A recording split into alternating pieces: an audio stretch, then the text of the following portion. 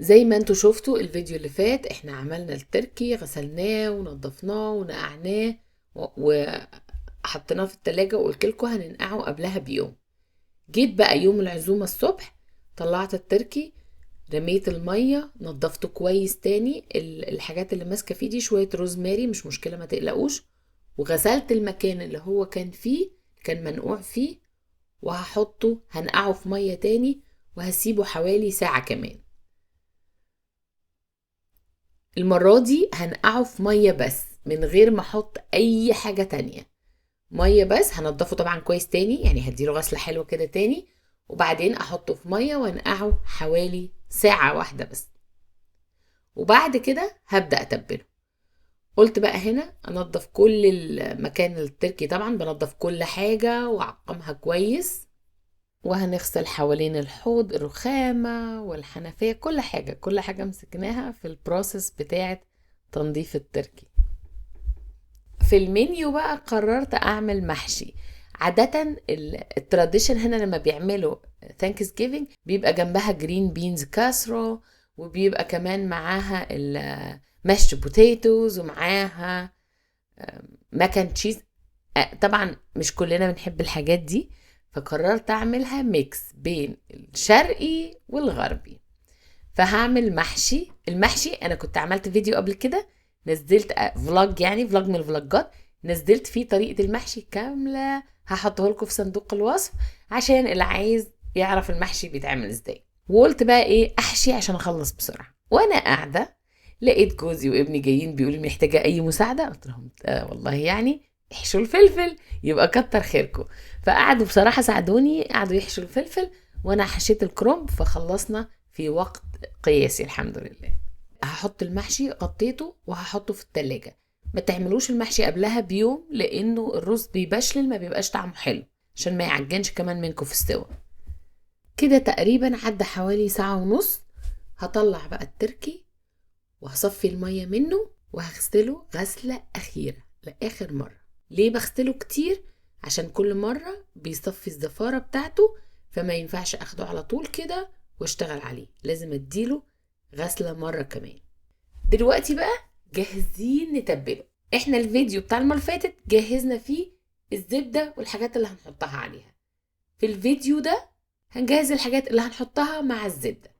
جبت بصل خرطته حتت صغيرة قوي، على قد ما تقدري، فرم ناعم. بعد كده حط عليه ملح وفلفل اسود وكمون وجوز الطيب. هدعك البصل كويس جدا جدا بالتوابل دي. مش هحط توابل تانية، لان احنا بقية التوابل كلها حطيناها على الزبدة، فالزبدة جاهزة ومتبلة وتمام التمام. احنا بس ده هندعكه كويس قوي.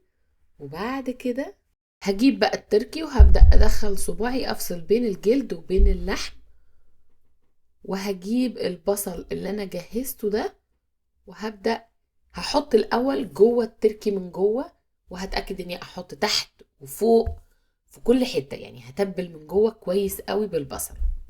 وبعد كده هجيب الزبدة اللي احنا عملناها مع بعض الفيديو اللي فات، الزبدة المتبلة، وهحط منها على البصل، على بقية البصل، واقلبهم كويس، وابدا ادهن بيه التركي من جوه بين الجلد وبين اللحم. وانا بدهن هدهن في كل حته، بحيث انه ده يتبل اللحمه نفسها من جوه. هاخد بقيه الزبده المتبله وهدهن بيها التركي كله من بره. بعد ما تبلنا التركي كله تماما من ورا ومن قدام وكله وظهره وكل حاجه، هبدا احط الحاجات اللي هحطها جوه.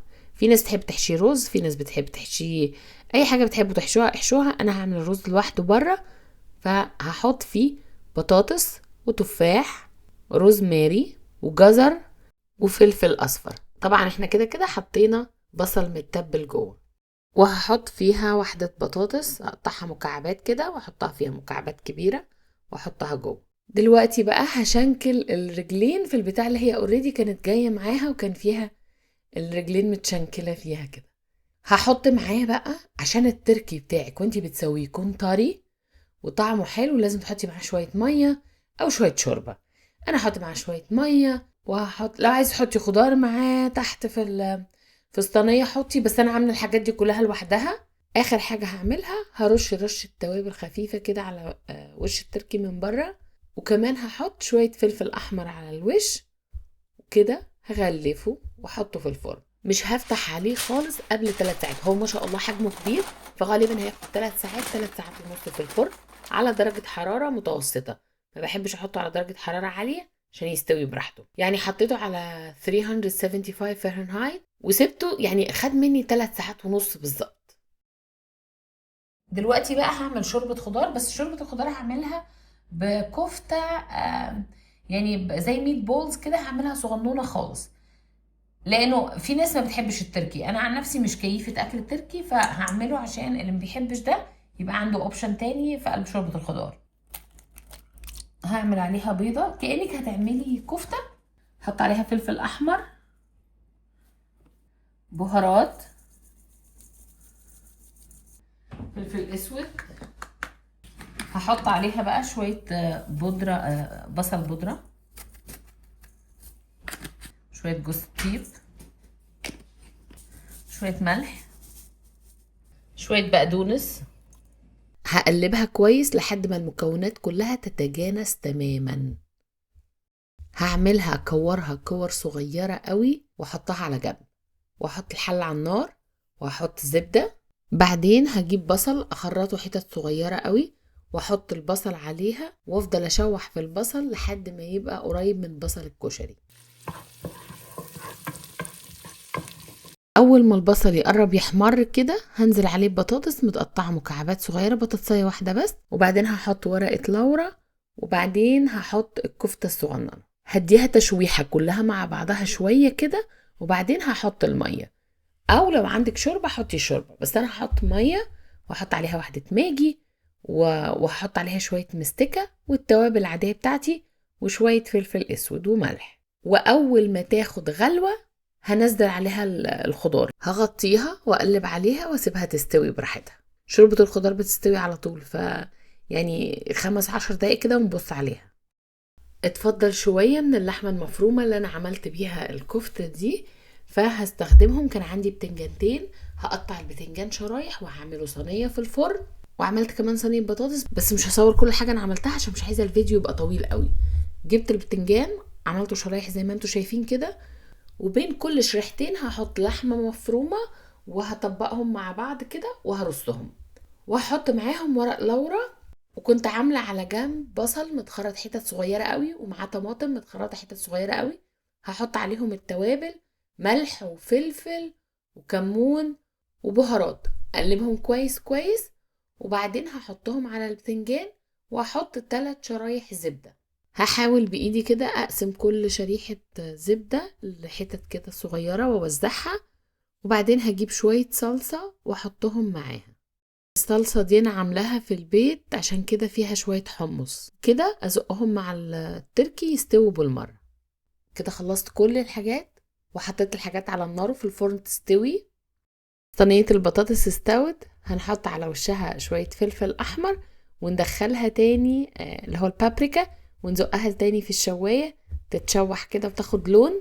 كمان صينية البتنجان استوت، هنرش على الوش رشة موتزاريلا ونزقها برضو تتشوح مع البطاطس. التركي ما شاء الله استوى، فهنجهز له بقى التتبيلة اللي هندهنه بيها قبل ما ندخله على الشواية. فلفل احمر حلو، وهحط معلقة صلصة، مش صلصة مكرونة، صلصة اللي هي التوميتو بيست، وشوية بهارات مشكلة. وهحط كمان، بصوا لما التركي استوى في الفرن شايفين فيه طبقة كده، طبقة الزبدة بقى اللي احنا كنا حاطينها عليه ساحت ونزلت على الوش. هاخد من طبقة الزبدة دي كبشة او كبشتين وهحطهم مع الخلطة اللي احنا عملناها دي، هقلبهم كويس وهدهن بيهم التركي، بعد كده ادخله على الشواية. عايزة اقول لكم كل اللي داقه شكر فيه وعجبه جدا جدا، الحمد لله. يعني الشوربة اللي نزلت من التركي كانت رائعة، تحفة، طعمها تحفة. فاكرين البتاع اللي كانوا حاطينها في التركي وقلت لكم دي في الفيديو اللي فات، قلت لكم لما تستوي هتطلع تعرفنا اذا كان استوى ولا لا، اهي طلعت اهي، فده معناها ان هي كده استوت. فاحنا نشدها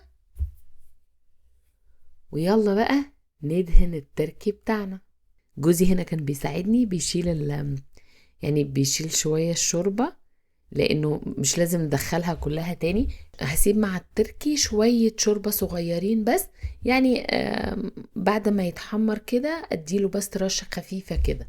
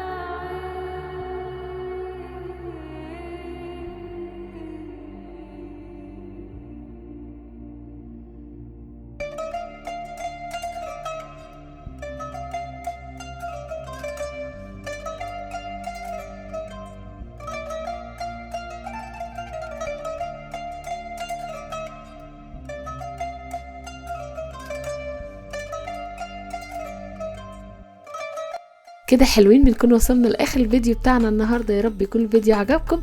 لو عجبكم بليز ما تنسوش تعملوا لايك وشير وسبسكرايب عشان عائلتنا الجميله تكبر بيكم.